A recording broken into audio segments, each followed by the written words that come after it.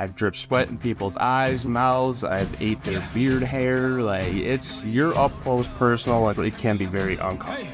I like to tell people that. Like, why do you do it? Well, I like to put myself in uncomfortable positions, so that way when I'm there, I'm more comfortable being uncomfortable.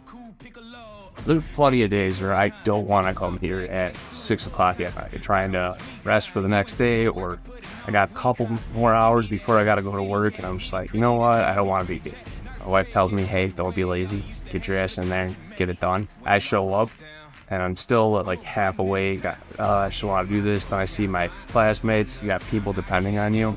Because if you don't show up, that's one less person somebody's going to get to roll with, match up with, train with.